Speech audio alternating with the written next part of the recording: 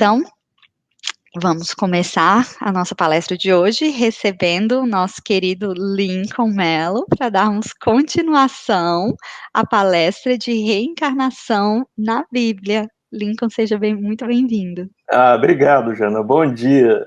A gente vai continuar esse assunto, né? Porque tem muito para falar. Verdade. E dessa vez eu prometo deixar você falar um pouquinho, tá? Da outra vez. Eu falei muito, Lincoln. Mas é um assunto muito interessante, extenso. É claro que a gente não vai acabar aqui, é só umas pinceladas mesmo, né? É verdade. Só para instigar mesmo a curiosidade de todo mundo. E é legal, né, Jana? Convidar todo mundo aí, se tiver pergunta, se tiver alguma dúvida aí, participar aqui com a gente também, porque ajuda, né? Se a gente souber... Exatamente. Se a gente souber, a gente responde. Se a gente não souber, a gente fala, não sei, vamos pesquisar junto, e aí a gente aprende, né? Sim, com certeza. Então, tá bom. Só para contextualizar, então, quem está chegando agora, né, Jana, e não viu a primeira parte, primeiro a gente convida, assim que a gente terminar, então, essa live, assiste a primeira parte, porque lá a gente detalhou um pouco melhor essa questão da introdução que a gente vai fazer aqui, só que a gente vai passar muito rápido, é só para contextualizar, para a gente seguir o caminho. Então, a gente vai fazer... Oi, Rose. A gente vai fazer, então, uma contextualização muito rápida, né, do que a gente falou na primeira parte, porque aí a gente já começa, né, onde a gente tinha parado, e, né, para quem quiser entender um pouco melhor essa questão, nós discutimos no primeiro vídeo, né, Jana? Tá aí no canal, é só ir lá e reassistir, né? Sim. Vamos em frente. Podemos começar a revisão? Podemos. Então tá, bem rapidinho então, essa conversa, né, a gente se baseou em basicamente 2 livros, né, que é o Analisando as Traduções Bíblicas, do Severino Celestino, e as Parábolas de Jesus, Texto e Contexto, do Haroldo Dutra Dias, tá? Quem quiser estudar mais, aí tá a sugestão, né, de bibliografia que a gente traz. Para a gente recapitular então o que a gente falou na primeira parte, rapidamente falando que para entender a Bíblia, o Severino nos sugere fazer 3 perguntas muito básicas. Quando o texto que a gente está lendo foi escrito, para quem ele foi escrito e por que ele foi escrito? Porque essas perguntas vão ajudar a gente a contextualizar e entender melhor aquela passagem. Se a gente dissociar essa engrenagem, a coisa vai ficar complicada. E aí a gente vai se enrolar e cair em armadilhas. A gente discutiu que quem escreveu a Bíblia foi o povo hebreu. E o povo hebreu falava hebraico. E a pergunta que a gente levantou é, será que o hebraico é o mesmo desde o livro Gênesis, que foi escrito lá nos primórdios, 4.000 anos atrás, atribuído a Moisés, né? E o último livro, né, que é o Apocalipse, né, de João, escrito, então, né, 1.000 anos depois. Então, assim, será que essa língua hebraica sofreu alterações? Né? A gente chegou à conclusão que é impossível que a língua hebraica não tenha se modificado nesse período de 1.000 anos, porque a gente até brincou com alguns exemplos da língua portuguesa, que menos de 100 anos atrás, né, palavras que a gente já não usa, uma grafia completamente diferente. A gente pegou, lembra lá da carta do Pero Vaz de Caminha, lá, de 500 anos atrás? A gente precisava de um Google Translator para traduzir português de Portugal, daquela época, para português do Brasil, da nossa atualidade, né? Quase que não dava para entender. Então, as línguas são vivas, elas se transformam, e é claro que o hebraico, sendo uma língua, também sofreu as suas transformações. Então, o hebraico lá da Gênesis é diferente do que foi escrito lá no Apocalipse, apesar do Apocalipse ter sido escrito, né, em grego, né, os textos mais antigos são gregos, a gente falou a respeito disso, que é inclusive o próximo assunto que a gente vai recapitular, porque para complicar a situação existem os fatores sócio-históricos culturais. Aquela região ali não tem monotonia. O Oriente Médio é uma coisa muito dinâmica, vamos dizer assim. Aquela região sempre esteve em conflito, grandes impérios. E aí a gente falou sobre Alexandre o Grande, que dominou aquela região. Antes do Alexandre, desculpa, o Império Babilônico, que levou o povo hebreu escravo. E aí eles passaram do hebraico para o aramaico, né? Porque o Império Conquistador, né, levou todo mundo escravo. Então o povo hebreu passou, né, a viver lá naquele contexto de escravidão na Babilônia e passou a falar hebraico.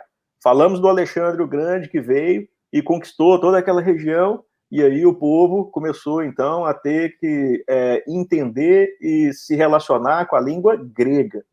A gente falou que por causa do que o Alexandre fez, de ter conquistado todo o mundo antigo na época, o grego praticamente era o inglês daquela época.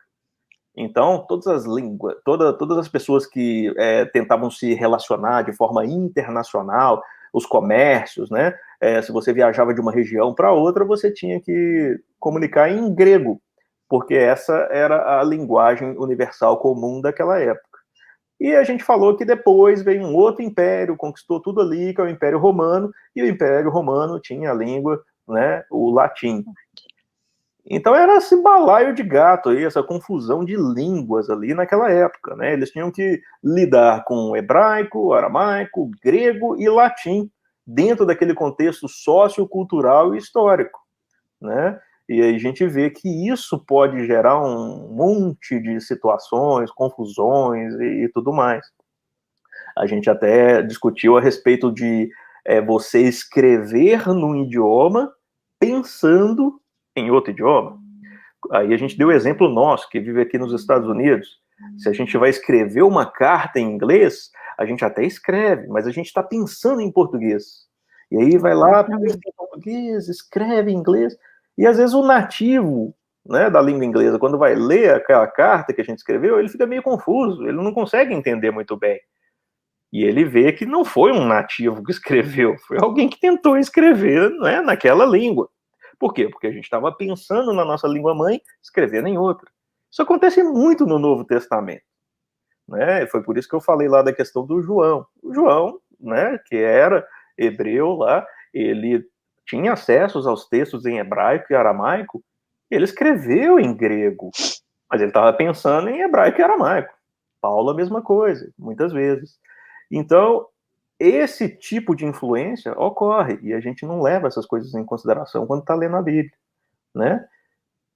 E, claro, como a coisa, né, pode complicar, né? Porque o Haroldo lembra que tudo isso é armadilha, né? Para a gente ler a Bíblia. Se a gente não prestar atenção, a gente cai nelas.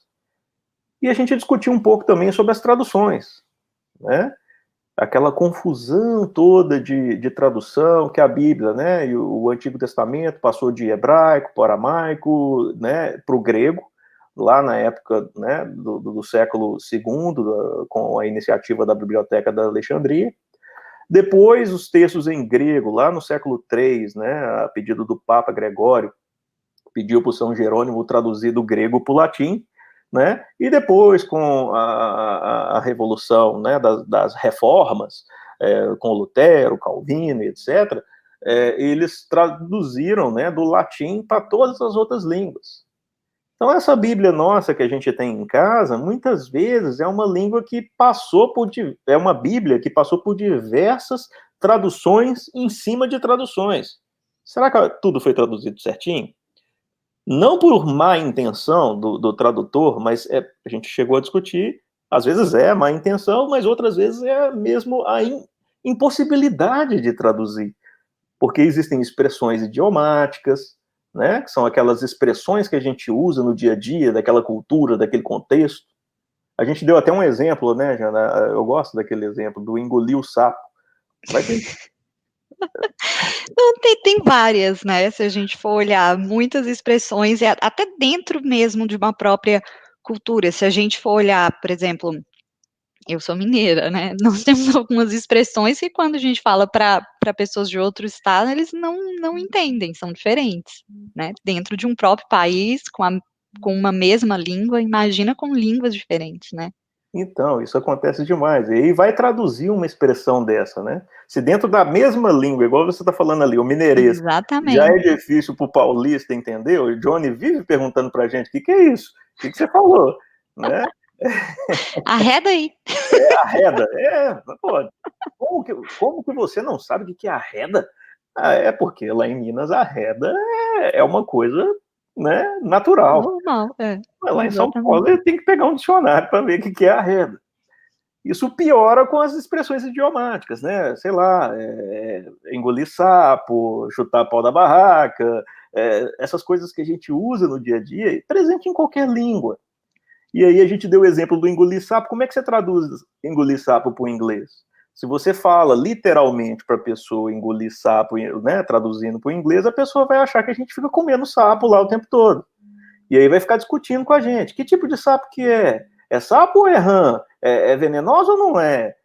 Tem ventosa na patinha ou não tem? E nem sapo tem na história, né? A gente está discutindo uma coisa que nem existe. Por quê? Porque é uma expressão idiomática, traduzida ao pé da letra, e que não corresponde com a ideia primitiva do que aquele povo quis expressar. Então as traduções, elas não são capazes de pegar essas nuances, muitas vezes, porque são fatores, né, da estrutura cultural e linguística do povo, e a gente precisa levar isso em consideração, porque existe em todas as línguas. E na Bíblia está cheio delas. Como é que o tradutor traduz isso? Ele tem duas opções. Ou ele pode ser fiel naquela tradução metódica, né? E aí ele vai traduzir o engolir sapo literalmente, né? Vai pegar cada palavra e traduzir.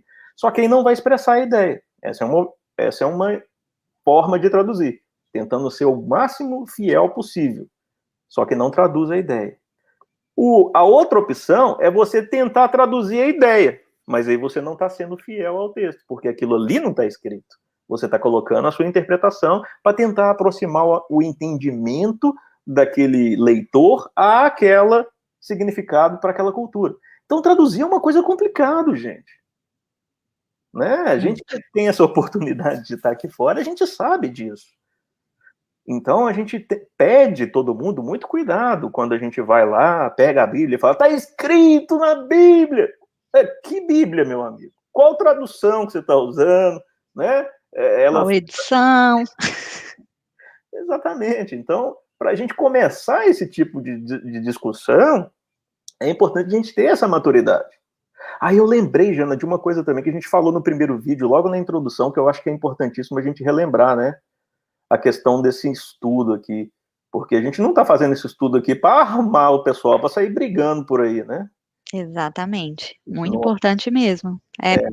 Na verdade, o estudo é para a gente, né? Como tudo que a gente estuda, lembrando do Evangelho no Lar, sempre que abre uma passagem, né? É para você, não é para a pessoa que está do lado, né?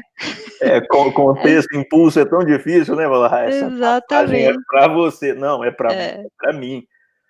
Exatamente. Então, o estudo é para a gente, realmente, não é para, né? Nós precisamos respeitar as crenças de todos, é isso que o Evangelho nos ensina, mas esse estudo, então, exatamente é para isso, para que a gente, dentro da nossa crença, dentro daquilo que a gente acredita, que a gente possa compreender um pouquinho melhor, que a gente possa fazer essa leitura melhor do que está na Bíblia, né, do que está no Evangelho.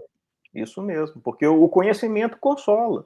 Então a gente passa a entender com mais clareza aqueles textos e isso traz para a gente um conforto, um consolo muito grande. Então não é para sair por aí esfregando na cara de ninguém, tá vendo aqui, ó, essa tradução tá errada. Não, se a pessoa acredita naquilo, se faz sentido para ela, tudo bem. Porque, né, os grandes homens aí da humanidade, agora me fugiu quem exatamente falou isso, fala, a melhor religião é aquela que te torna um homem melhor. E ponto final.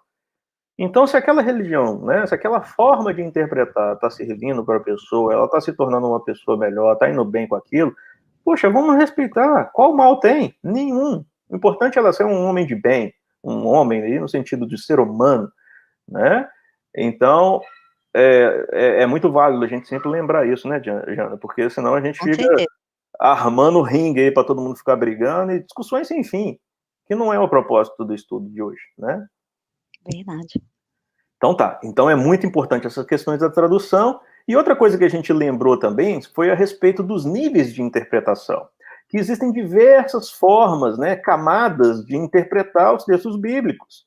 E que se a gente fica só no sentido literal do texto, né, a gente vai se assemelhar ao homem que colhe o trigo, come a palha e joga fora os grãos.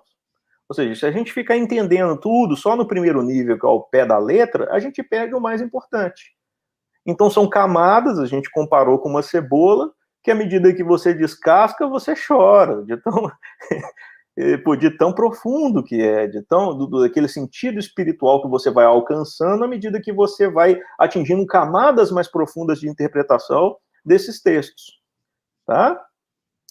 E por último, a gente lembrou que a ideia da reencarnação não é invenção do espiritismo, não é nada que Kardec criou ou tirou da cartola, né? A ideia da reencarnação já está presente na humanidade desde sempre, porque é uma verdade divina. As verdades divinas estão aí, né? Desde que o mundo é mundo, desde que o universo é universo.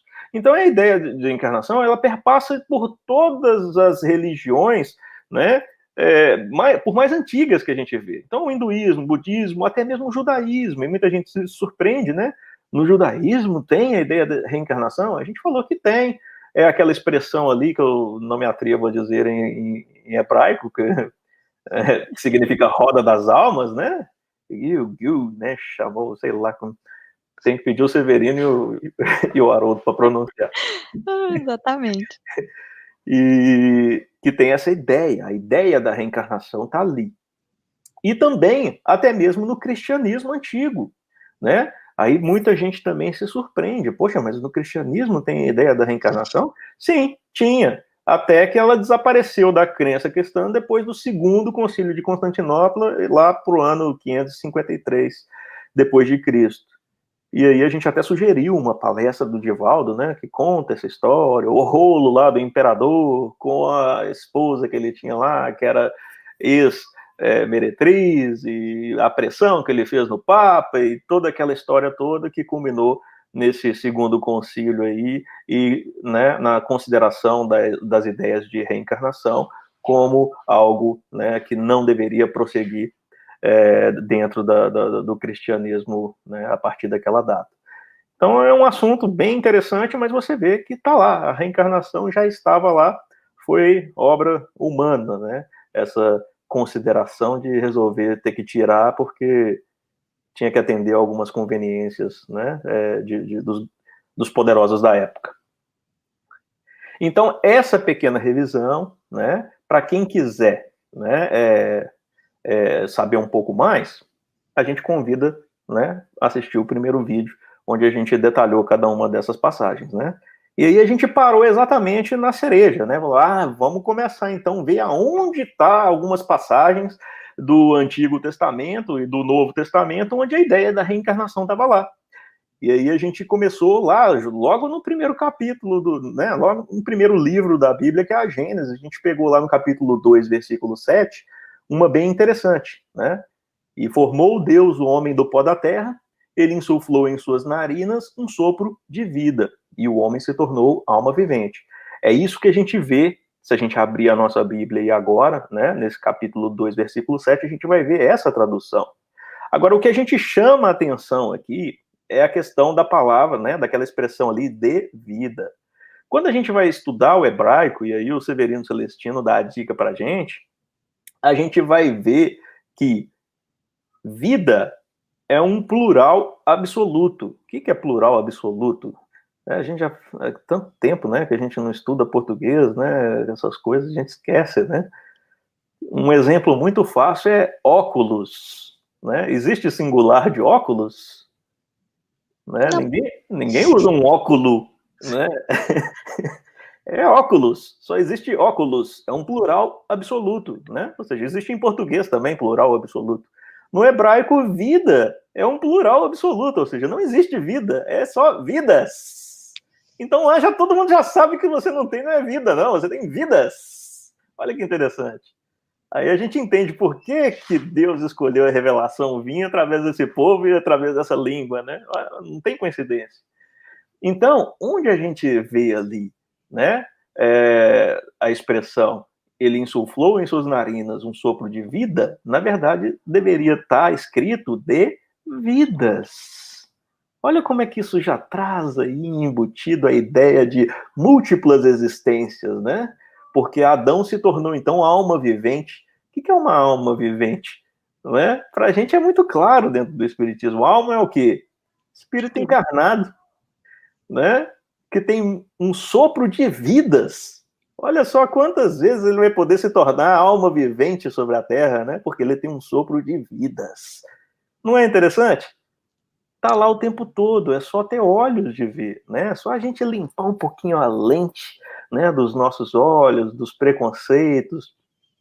A ideia, né, sempre esteve lá, né? Se a gente quiser pegar mais e brincar um pouco mais com o Antigo Testamento, a gente vai ver outras passagens assim muito interessantes, né? Pegando aqui, por exemplo, essa de Êxodo, né? 26, 34, 6 e 7.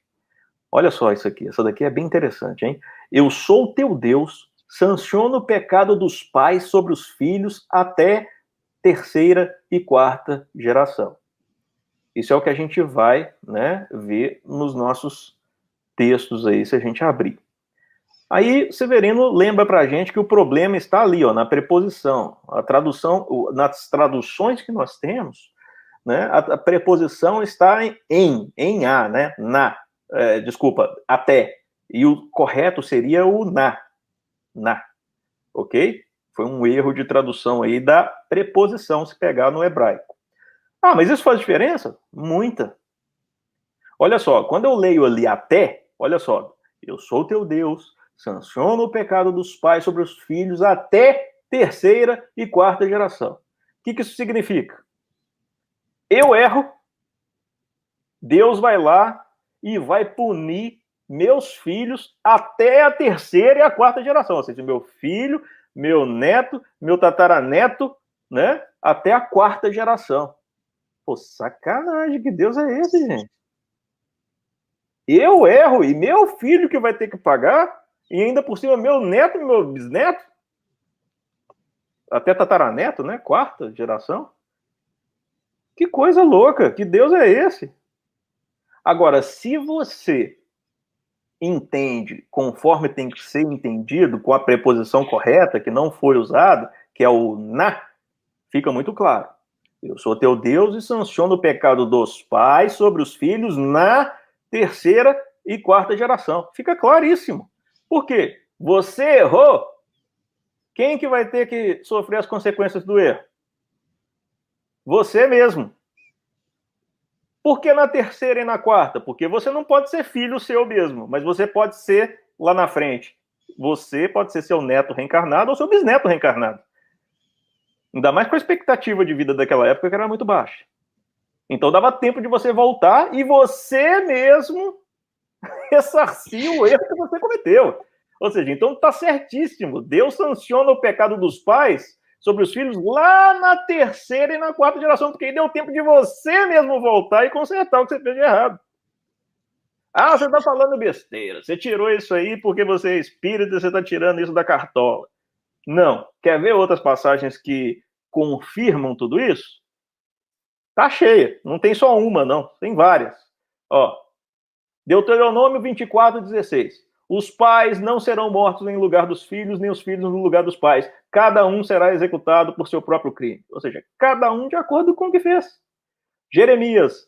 Nesses dias já não se dirá. Os pais comeram uva verdes e os dentes dos filhos se embotaram. O Jeremias ele ficou tão bravo com esse negócio.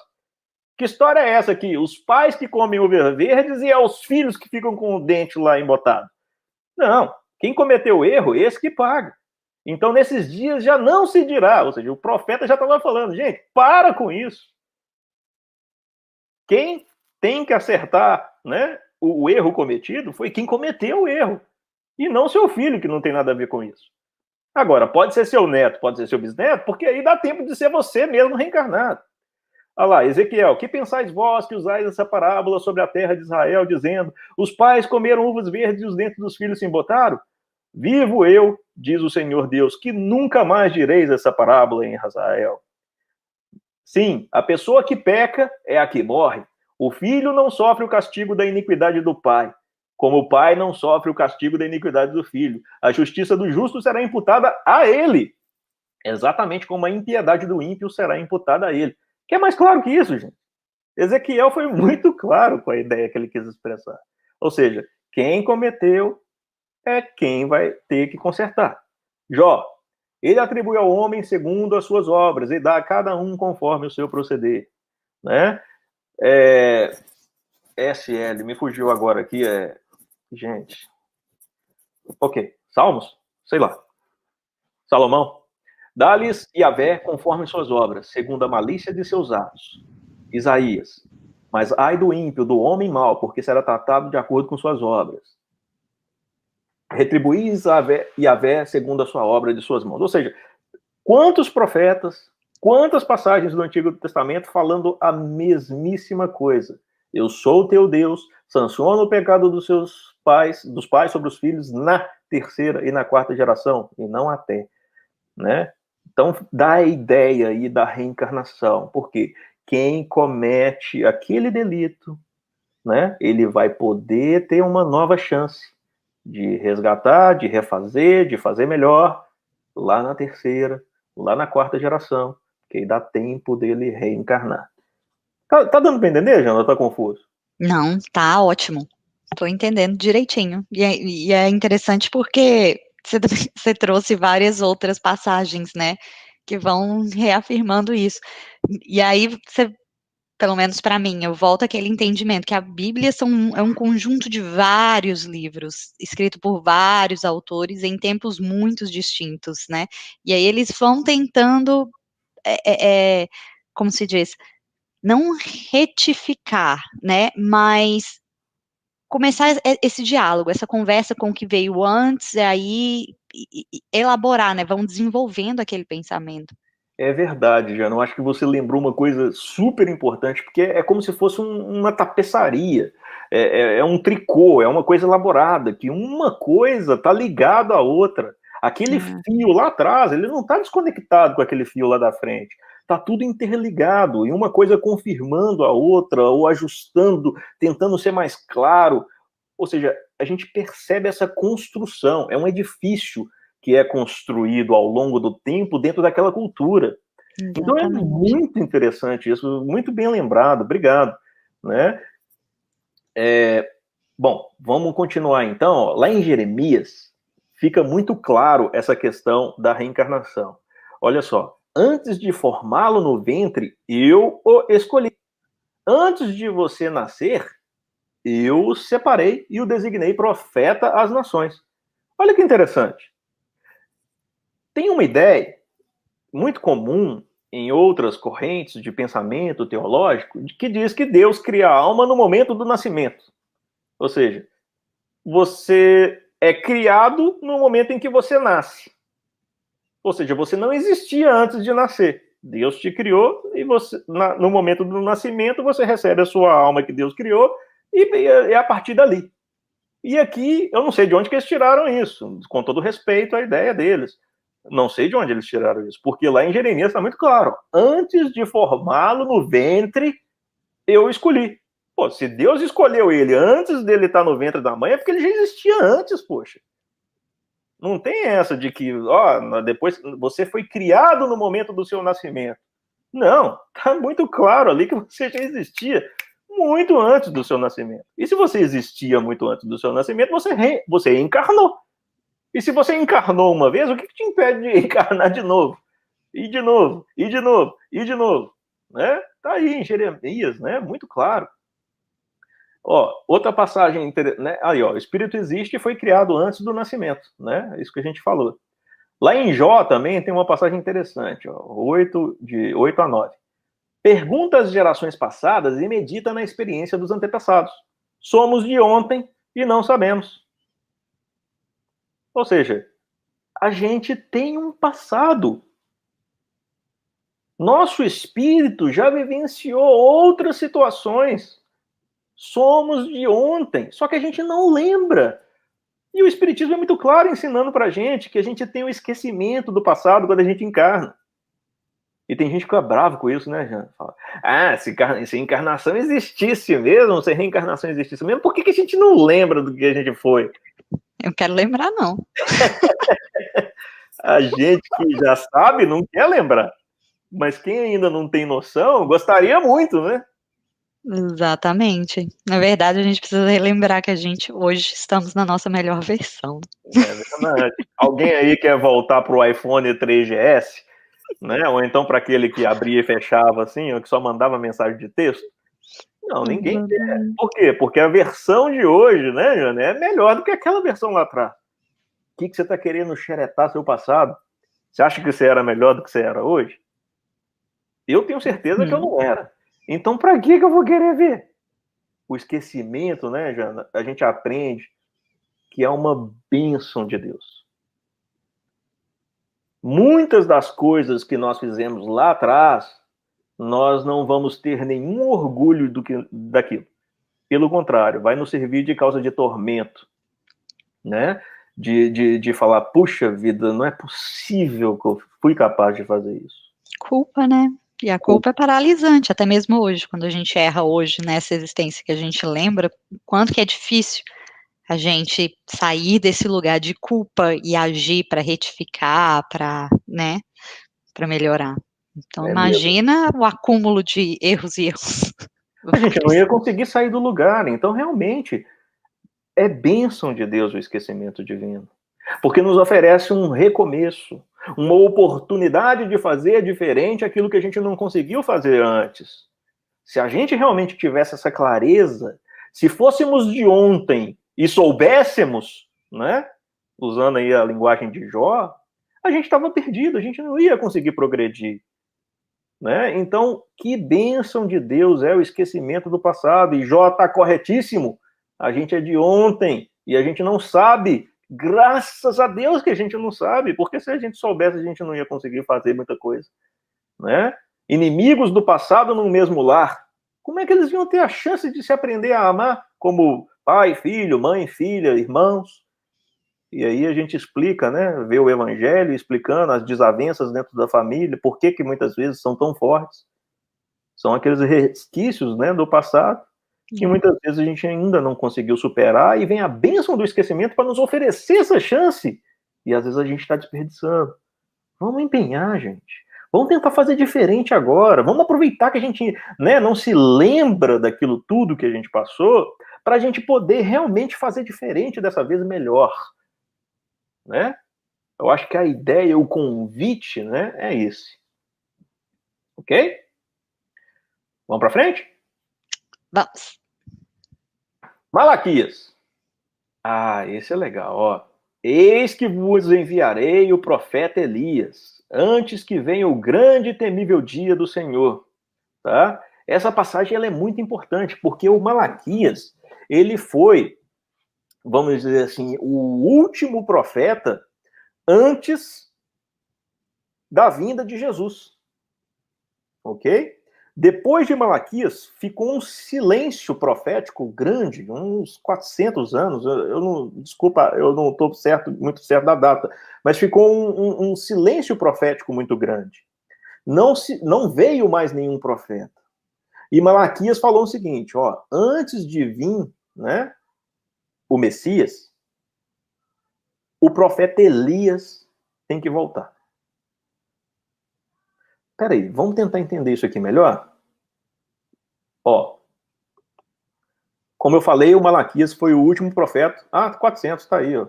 Desculpa, eu tinha esquecido que eu tinha escrito aí. Então é 400 anos, ó. Ele foi o último profeta do povo hebreu antes da vinda de Jesus, né? E ele foi, né, depois disso, ficou 400 anos sem vir outros profetas. Malaquias fala que tinha que enviar o Elias. Vamos pegar uma linha do tempo aqui para a gente poder entender. Ok? Malaquias tá lá. Não sei se dá para ver o mouse aqui, ó. Dá para ver o mouse, Jean? Dá. Malaquias está aqui, ó, na ponta aqui, ó, na ponta da direita, tá? Onde que está o Elias? O Elias está aqui, ó. Cerca de, se a gente pegar a linha do tempo aqui, ó, cerca de 600 anos antes, na época de Reis, tá? Então a gente está arredondando as datas, tá? Então o que Malaquias, né, 600 anos depois, está falando? Olha, gente, antes de Jesus vir, antes do Messias vir, ele ainda não sabia o nome, né, do Messias, né? Antes do Messias vir, esse cara aqui, ó, o Elias, que viveu 600 anos lá atrás, ele tem que voltar. Como é que volta? O cara que viveu 600 anos atrás, gente, me explica, como é que volta? Reencarnando. Só pode ser, porque eu não conheço ninguém com 600 anos que esteja vivo na Terra ainda. E os textos evangélicos, né, falam que Elias foi arrebatado numa carruagem de fogo, etc, etc e tal. Bom, gente, só tem uma forma do Espírito retornar. O povo hebreu, igual a gente falou, tinha isso muito claro. Não é clareza que a gente tem hoje, mas eles já entendiam, segundo aquele processo lá das rodas das almas, que os profetas, eles eram capazes de retornar. E retornavam como? Reencarnando. Eles tinham essa ideia. E isso fica muito claro, isso fica muito fácil quando a gente vai começar o Novo Testamento, e aí não vai ser eu que vou responder, vai ser Jesus, né? Não acredita no que eu estou falando, não. Acredita no que Jesus falou. Porque Malaquias falou que Elias tinha que voltar. Elias viveu 600 anos antes lá atrás. Depois ficou 400 anos sem ter profeta nenhum, e aí veio Jesus. Ou seja, 1000 anos depois, Elias tinha que voltar. E aí, então, a gente tem algumas passagens muito interessantes. Mateus 11, 13 e 14. Porque a Torá e os profetas profetizaram até João. E se quereis compreender, ele é o Elias que devia voltar. Quem está falando isso é Jesus. Então Jesus está sendo muito... Gente, isso aqui é literal, né? Não tem interpretação aqui. Jesus está se referindo ao que Malaquias falou, que o Elias tinha que voltar antes dele chegar. E voltou. Voltou e é o João. Que João? O João Batista. Batista. Ué, mas peraí, como é que o Elias voltou e agora é o João? Porque todo mundo sabia que João nasceu da família tal, ele cresceu, foi criança. Ou seja, não é aquele Elias lá com aquele corpo lá de 1000 anos atrás. É aquele mesmo espírito agora com o nome de João Batista, naquele novo corpinho reencarnado, né, sob aquela forma. Tá muito claro. Eu acho que não tem o que discutir isso aí. Vê como que um texto conversa com o outro. Se a gente entende diferente disso, a gente começa a criar situações mirabolantes para explicar algo que não está lá, né? Porque a gente simplesmente se recusa a aceitar uma verdade. E aí a gente cria fantasia. Tem mais coisa falando a respeito disso? Tem. Olha lá, Mateus capítulo 17. Mais claro ainda. Jesus dizendo: eu vos declaro que Elias já veio, e não o reconheceram. Antes fizeram-lhe tudo o que quiseram. Então compreenderam os discípulos de que era de João Batista que ele falava. Quer mais claro que isso? Jesus está falando claramente ali, ó, vocês não reconheceram o Elias que tinha que voltar. O Elias que tinha que voltar é João Batista. Não tem como ficar mais claro que isso, gente. Tem? Eu acho que não tem dúvida, né? Mateus. Olha só como é que essa ideia da reencarnação é algo tão corriqueiro naquela cultura, que essa passagem aqui é interessante. Ó. Chegando Jesus à região de Cesareia de Filipe, perguntou aos seus discípulos: quem os outros dizem que o Filho do Homem é? E aí os discípulos responderam: alguns dizem que é João Batista, outros Elias, e ainda outros Jeremias, ou um dos profetas. Gente, Jesus perguntou para os discípulos: e aí, quem que o povo está falando que eu sou? E aí os discípulos estão falando assim, eles estão falando que você era Elias, João Batista, Jeremias, ou qualquer outro dos profetas, que viveram lá, ó, 1600, 400 anos atrás. Como é que Jesus poderia ser um desses profetas? Só se fosse reencarnado. Ou seja, mesmo com a ideia equivocada a respeito de Jesus, achando que Jesus poderia ser um daqueles profetas lá de trás, eles tinham a ideia clara de que eles poderiam ter um profeta reencarnado agora e que Jesus poderia ser um deles. Olha a ideia da reencarnação aí, evidente aí, dentro daquela cultura, dentro daquele aspecto. Tá aí, a reencarnação era algo corriqueiro para eles, né? Simples. A gente que, sei lá, deturpou a coisa, né? Aqui também tem uma passagem bem interessante no Evangelho. Agora eu vou começar a falar de Paulo, tá? Aí agora vai começar a incomodar um pouco, tá? Tem muita gente, muito espírita, que fica preocupado com essa passagem. Porque quando a gente está falando ali da passagem do Elias, a gente fica assim, ó, não tem dúvida, né?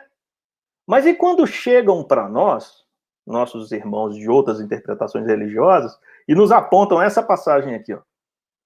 Carta aos Hebreus, capítulo 9, 27. Da mesma forma como o homem está destinado a morrer uma só vez e depois disso enfrentar o juízo. Mas você não falou que a gente encarna? Paulo está falando aí que a gente só morre uma vez. E agora? E agora, gente? Uai, morreu uma vez, só morre uma vez mesmo.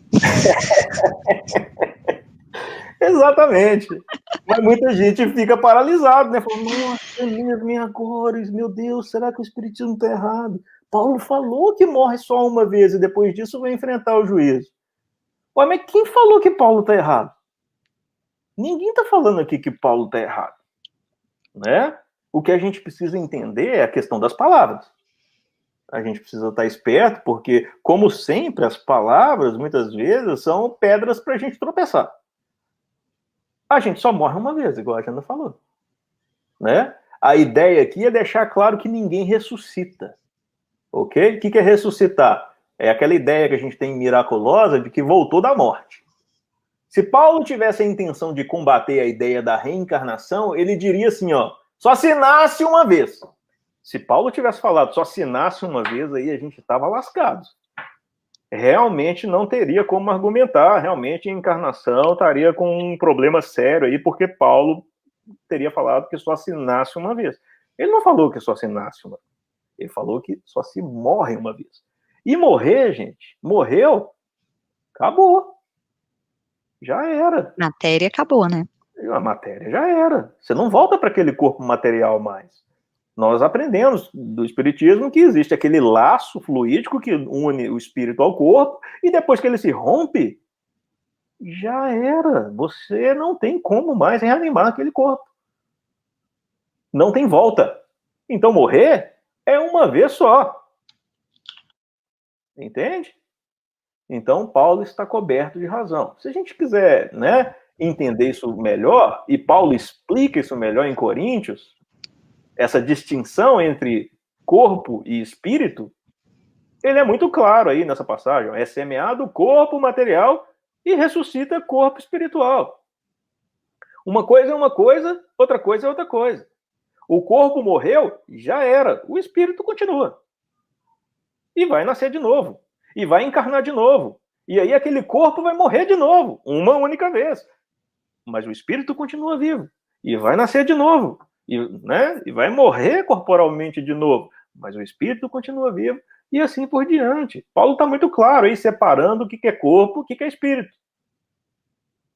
Porque tem gente, já, igual o Severino brinca, que acha que vai para o céu com tripa e tudo.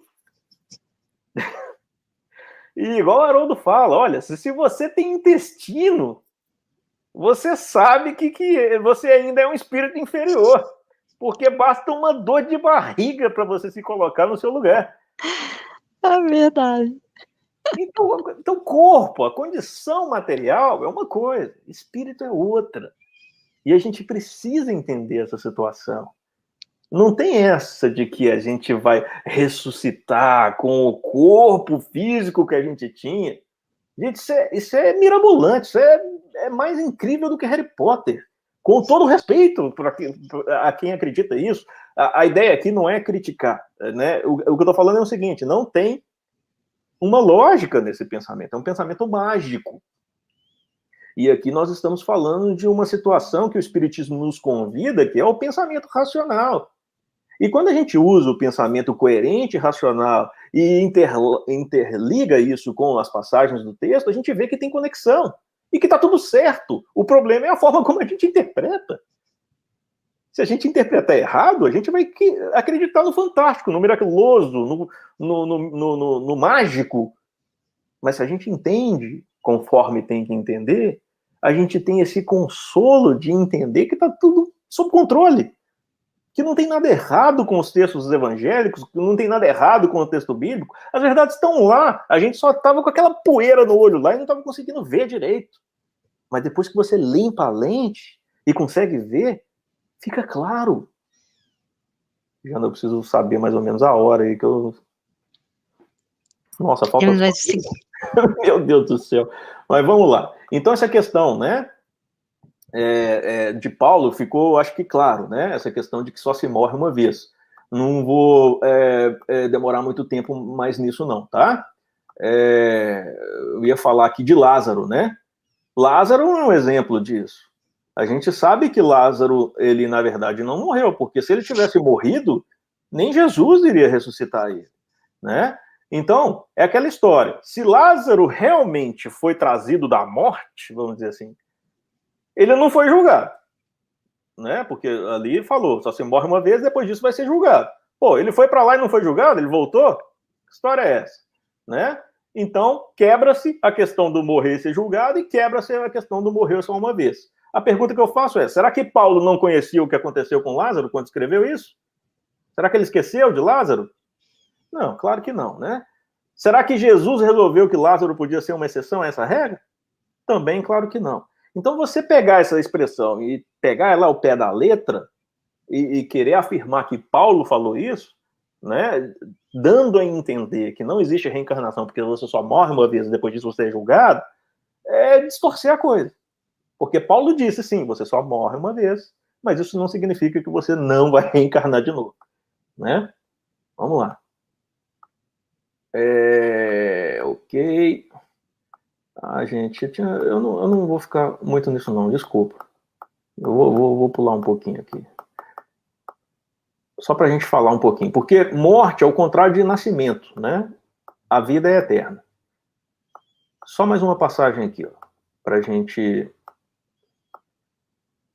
O diálogo de Jesus a Nicodemos. Eu acho que vale muito a pena a gente tentar falar um pouquinho disso. Eu vou pular aqui o diálogo em si, para a gente poder ter tempo. Desculpa, gente. É um assunto muito extenso, a gente acaba perdendo o controle do tempo. Mas lá no diálogo de Jesus com Nicodemos tem umas coisas muito interessantes. Por exemplo, essa passagem aqui, ó. Em verdade, eu te digo que se alguém não nascer de novo, não pode ver o reino de Deus. Tá? Muita gente conhece essa passagem. Aí, a gente pega a nossa Bíblia e começa a ver os malabarismos que criaram para poder justificar isso aí. Olha só. A palavra ali, não nascer de novo, muitas vezes, em vez de novo, em algumas Bíblias vai estar assim, do alto. Do alto. Por quê? Porque a palavra em grego, anotem, pode significar de novo ou do alto. Ok? Então, muita Bíblia vai ter escrito lá, em verdade te digo, se alguém não nascer do alto, não pode ver o reino de Deus. Ou seja, o autor resolveu usar aquela tradução do alto, e não de novo. Tentando o quê? Porque, de novo, fica muito claro que nascer de novo, fica muito claro a ideia da reencarnação, não é? Mas como eles não querem aceitar, muitas vezes eles colocam do alto. Agora, o que do alto tem a ver com essa história, gente? Porque se você colocar no contexto ali, ó, da conversa de Nicodemos, qual que é a pergunta que Nicodemos faz para Jesus em seguida a essa passagem? Como pode um homem nascer sendo velho? Pode, porventura, voltar ao ventre materno e nascer uma segunda vez? Essa é a pergunta que Nicodemos faz. Então, Nicodemos entendeu exatamente o que era que Jesus quis dizer. Nascer de novo, e não nascer do alto. Porque senão ele não vinha com o ventre materno na história. Senão seria papo de louco, né? Jesus está falando lá, é necessário nascer do alto, e aí Nicodemos vem lá, posso entrar na barriga da minha mãe de novo? Que papo de doido é esse? É claro que Jesus não falou nascer do alto. Essas Bíblias que está escrito nascer do alto está de forma até mesmo maliciosa tentando esconder a ideia da reencarnação. Porque a palavra ali é de novo, nascer de novo. E Nicodemos entendeu claramente essa ideia quando perguntou como que eu faço para então entrar no ventre da minha mãe de novo. Não é? Fica muito clara essa ideia. E aí Jesus responde, em verdade te digo, quem não nascer da água e do Espírito não pode entrar no reino de Deus. O que é nascido da carne é carne, o que é nascido do Espírito é Espírito. Não te admires se eu te disser, importa-vos nascer de novo. É Jesus falando. Tem que nascer de novo. Qual a dificuldade de entender isso? Aliás, lá no final do diálogo, ele até pergunta para o Nicodemos, você que é mestre aqui em Israel não sabe disso? Né? Eu queria que a gente tivesse mais tempo, mas a gente não vai ter. Desculpa, gente. Mas é só para ficar o gostinho aí. O Novo Testamento, ele ainda tem... Ele ainda é mais repleto e muito mais claro as ideias da reencarnação, né, do que o Antigo Testamento. Porque Jesus, ele em momento algum, se isso aí tivesse errado, se a ideia da reencarnação estivesse errada, será que Jesus não iria combater? Jesus ia falar claramente, gente, esquece isso aí está completamente errado. Igual naquela passagem que Jesus fala assim, ó, aprendestes o que foi dito. Amarás o teu inimigo e odiarás, blá, blá, blá. Eu, porém, vos digo. Né? Ou seja, Jesus teve essa oportunidade de corrigir algo nessa passagem. Né? Quando ele fala, eu, porém, vos digo. E aí ele corrigiu aquela ideia ali de que a gente tinha que amar, né, o próximo e odiar o inimigo. Não, não tem que odiar ninguém, tem que amar todo mundo. E o próximo como a si mesmo. Se a reencarnação fosse um problema, será que Jesus, naquela passagem ali que os discípulos estavam perguntando lá, o pessoal está achando que você é Jeremias, Elias, e Jesus ia falar, não, gente, para com essa besteira aí, reencarnação né, não existe, fala com eles lá para tirar. Jesus, em momento algum, falou isso. Pelo contrário, a gente vê ele falando o tempo todo aí de nascer de novo, nascer de novo, nascer de novo. Reencarnação faz parte do processo. Então a gente convida todo mundo aí a ficar, né, instigado a estudar mais o assunto, né, Jane? Realmente o tempo não dá. Teria que ter 1000 partes essa palestra. Porque são muitos exemplos, né, Lincoln? São muitas oportunidades ali de estudo que a gente tem, de realmente olhar, interpretar e analisar. Eu acho que o mais importante é a base que você passou, né, de situar na leitura quantas mudanças, quantos fatores ali vão interferir na escrita, né? Na escrita, no que ali foi escrito, em como foi traduzido, em como deve ser interpretado, em como que a gente precisa desse estudo, desses olhos de ver, né? É verdade, Jana. É essencialmente isso mesmo. É um convite a olhar, né, de uma forma especial, com carinho, né? Sem medo, sem receio. As ideias estão todas lá desde o início. A gente afirma categoricamente, não tem nada errado com os textos bíblicos, não.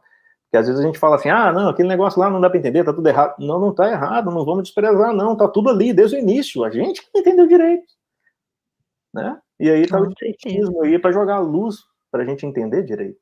O convite é esse, né? Com certeza, muito bacana.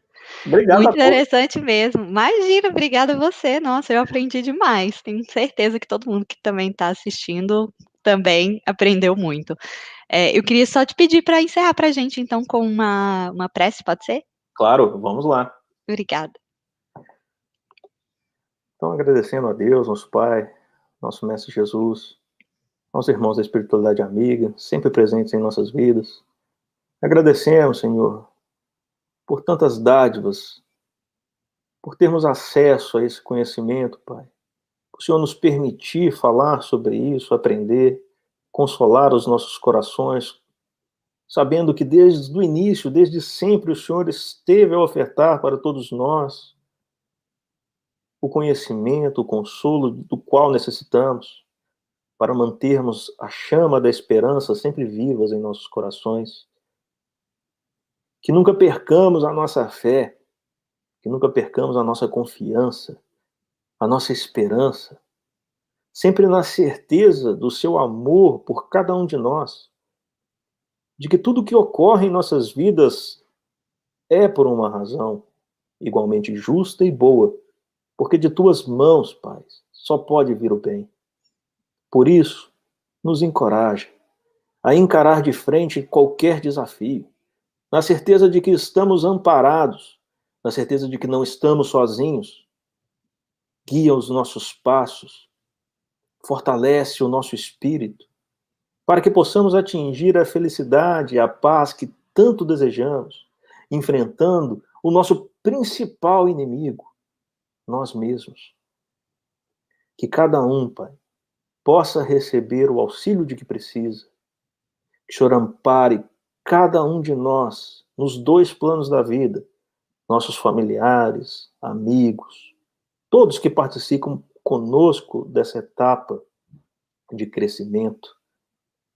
E que o Senhor abençoe a terra, Pai, a humanidade que tanto precisa do Senhor nesses momentos de transição.